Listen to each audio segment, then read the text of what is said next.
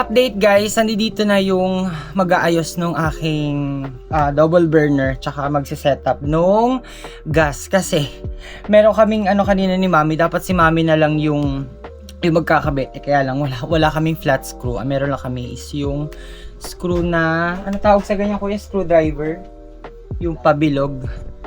Yan, flat ang kailangan.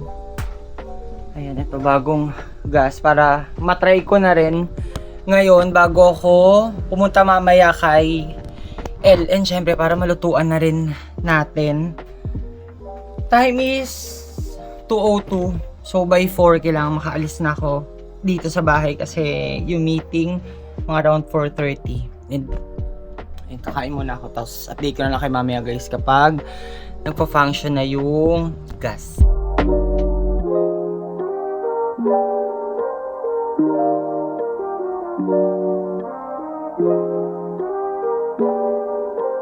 And guys, okay na. Na-set up na yung aking gas and syempre, kinakabahan ako first time. So, tinuruan naman ako ni Kuya kung papaano siya i-open and i-close. So, una ko itatry is yung magluto tayo ng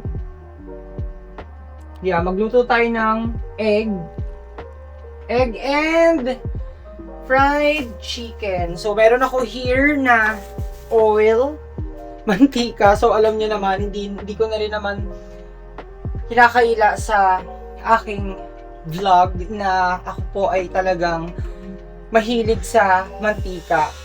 Ayan. Subukan ko magluto ng, actually, meron pa kasi kaming stock ng fried chicken and pasensya na. Medyo maingay sa labas. So, ayan. Wait lang. Saan ba? So, kumuha lang ako here ng konting asin. Pero, tawag dito. Hindi yan yung aking salt na gagamitin. So, ayan. Pinapainitan ko na. Then, meron ako ditong maliit na sunset. So, hindi pa to yung mga final kitchenware ko kasi mamimili pa ako ng mga non-stick. Ito na yung second batch ng aking pagpiprito sa egg. And then, ito, maingay lang siya or kumukulo kasi meron tong water, hindi ko siya na-drain. Tapos ito, syempre kailangan i-keep natin or i-keep ko to na malinis bago ko umalis.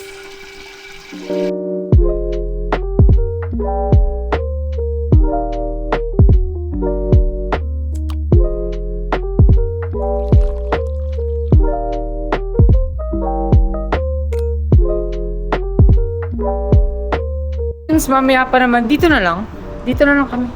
Since mamaya pa naman yung work ni El, so naisipan muna namin. Actually, dapat kahapon pa kami kakain sa Sidor Sangyup ulit or hotpot. Pero ayun, buti na lang meron kami nakita dito sa Moonhay Hotpot, which is located siya sa may Hotpot and grill or hotpot? grill. Pag-grill lang. Pwede naman po sa 709. Mamimili po kayo. Ayan, Moonhay Hotpot dito to sa may SM. Kayo po hotpot po. Ikaw, ano gusto mo?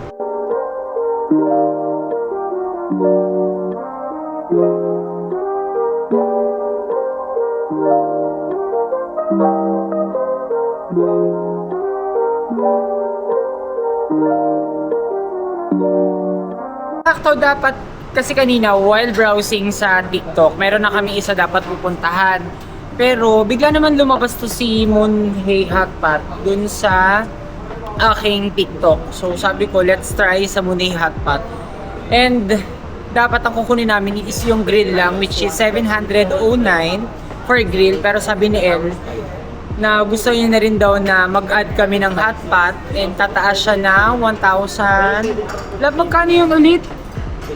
1,009 pesos. So basically, ako yung spicy, mala. Ayan, pinapipili kasi kami.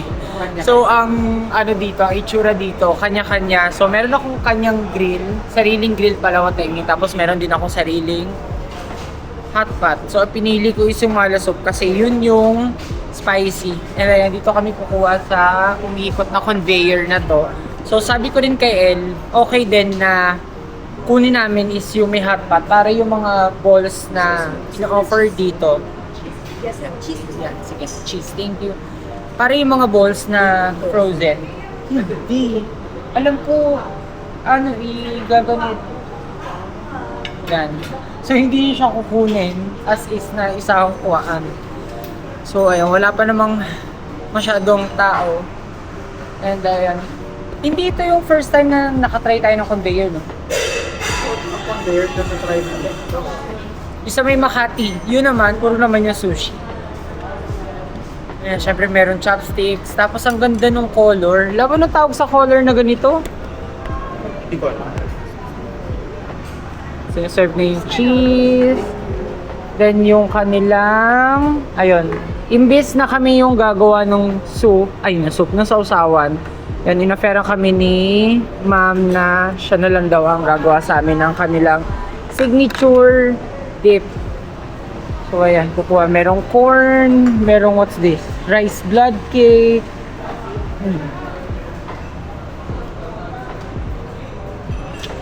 Yung napakasutil nito na yun. So, sabi niya, buti daw yun para, kukuha ko ng itlog. Para ako daw magluluto ng sarili kong grill. Ha?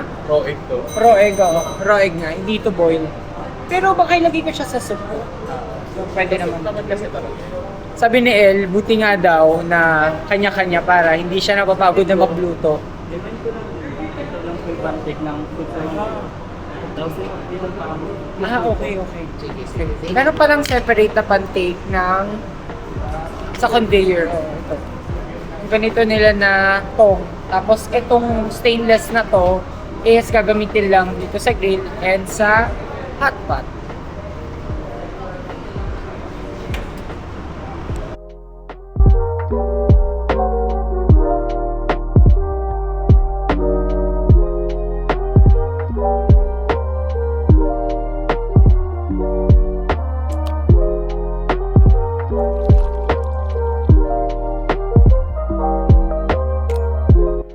Good evening, guys.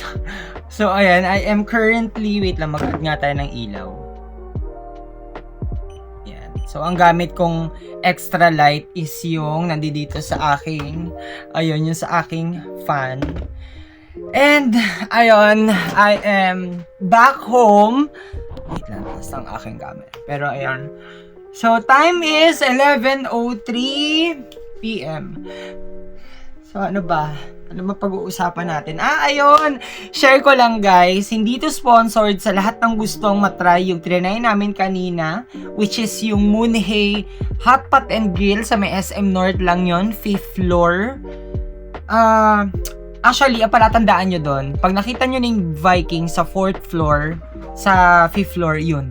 Yun lang. As in, magkaano lang talaga sila. Ano ba yun? Magkahilera lang. Kasi ito yung Vikings, tapos ito yung Moonhay Hot Pot and Grill. Hindi siya sponsored, pero natuwa ako. Yun nga lang, medyo sabi ni El, nako, mukhang mas pabor sa akin to. Mas pabor daw para kay El yun. Kasi every time na nagsasangyup kami, laging siya yung nagluluto, siya yung nag-aasikaso lahat-lahat and everything. Tapos ako, nguyala ako ng nguya, kain lang ako ng kain. So, hindi katulad dun sa Moonhay na kanya-kanyang grill, kanya-kanyang hot pot. Pero ang dami kong naging favorite dun sa unlimited place na yon. Isa na doon is yung kanilang salmon belly, yung duck. Basta meron duck doon eh. Tapos yung kanilang egg, alam niyo naman guys, mahilig ako sa egg. Tapos ano gustuhan ko pa, yung kanilang signature na pinagawa lang naman namin sa kanilang dip. Kasi nung inoffer sa amin na kung gusto ba daw namin na magpagawa na lang ng dip, rather sa kami yung gagawa by ourselves. Mas pinili na lang namin na sila na lang yung magtimpla kasi kabisado ni Lev. Kung kami yung mag-aasikaso dalawa ni El kung ano yung gagawin na, kung ano yung timpla nung sauce, or yung sausawan namin, baka magkamali pa kami.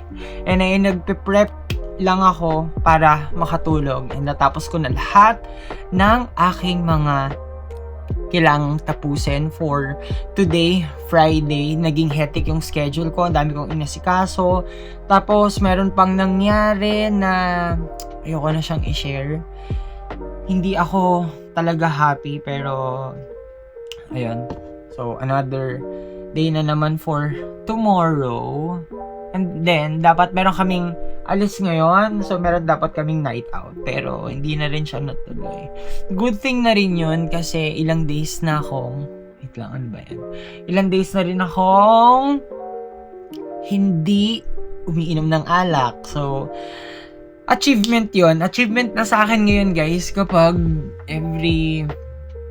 nakakompleto ako ng week na hindi ako, ano ba to? Bakit pa to nakataas? Pag nakakompleto ako ng week na hindi ako nakakainom. Kasi, syempre, napapansin ko rin minsan kapag sunod-sunod yung inom ko, like straight 3 days or 4 days ako nagiinom. Napapansin ko yung skin ko, medyo, alam niyo yun, medyo nagda-dry siya, medyo, humihina na, pasensya na guys, humihina na yung takbo ng utak ko kasi nag-take na rin ako ng, eto, yan, na-share ko na to sa previous vlog, pero yan, I am super love it.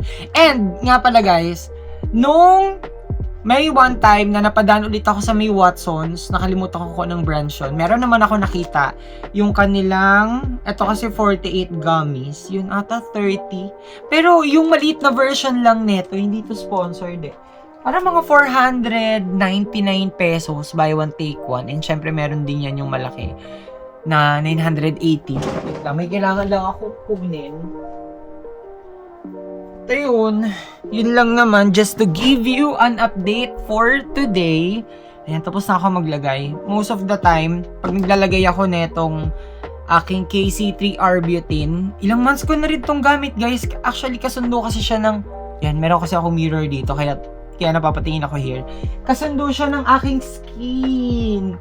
Hindi siya drying sa aking skin or hindi naman ako nagkakaroon ng breakout sa kanya. Nako, sana naman wag kasi nabati ko. Pero, ayun na nga. So, kanina, umalis kasi ako. Pero nakainom na kasi ako ng aking collagen drink and hindi na ako pwedeng uminom ulit kasi twice a day akong umiinom nun. Isa sa morning pagising, tapos isa naman sa evening pagtulog. Yun yung nagiging routine ko. Even though na dun ako natutulog kila El, yun. Nagdadala ako ng sachet kasi sobrang compact lang naman. Nagdadala ako ng sachet. Tapos, yun, para just in case na hindi ako dito matutulog, at least meron akong maiinom doon. And I would like to say good night kasi hindi ko na kaya. Tumatalab na yung melatonin gummy na tinake ko kanina. So, thank you so much guys for watching. Don't forget to subscribe to my YouTube channel, Lance Ivan Vlog. And please, like and share this video if not to. So, see you guys on my next vlog. Bye.